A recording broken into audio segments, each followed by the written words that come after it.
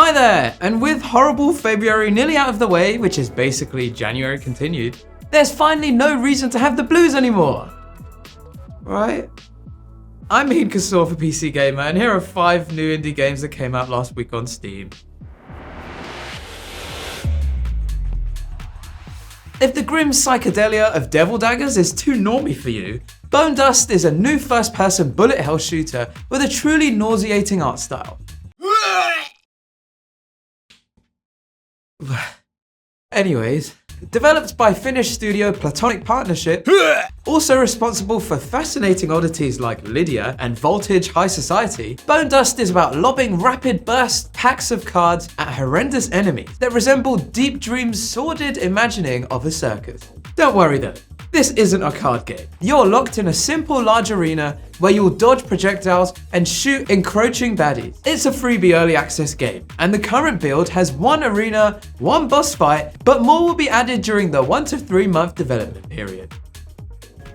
Now, sticking with the games that make you want to throw up, here's Akka Arrh. This new shooter from arcade legend Jeff Minter is a recreation of an abandoned Atari arcade prototype that was deemed too difficult for 1980s audiences. Ha!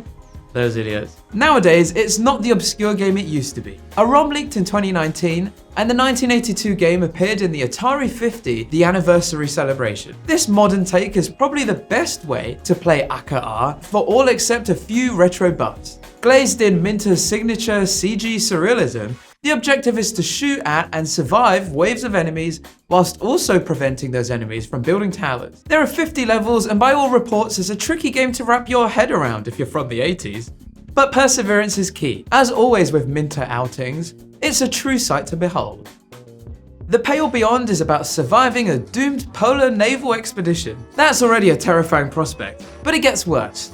Not only are you suffering these extremely inhospitable conditions, you're also expected to help the rest of your crew survive. That means bitter resource management, excruciating decision making, and peace brokering between your out-of-sorts companions.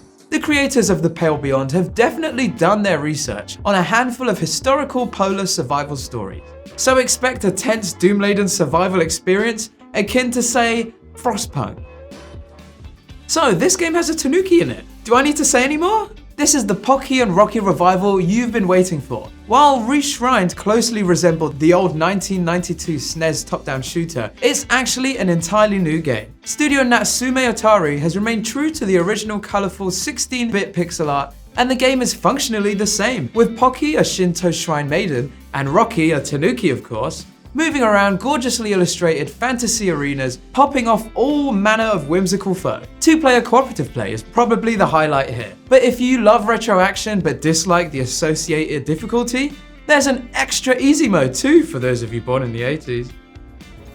While Destined mostly stands out for its gorgeous graphics powered by Unreal Engine 5. You play as Oliver, an investigator tasked with exploring a creepy old mansion, where he'll need to solve puzzles, avoid too much darkness, and occasionally bear witness to various terrifying phenomena. But if you're a fan of the modern Resident Evils or the recent Phobia, this is a short scare for not many bucks. A cheap thrill, if you may.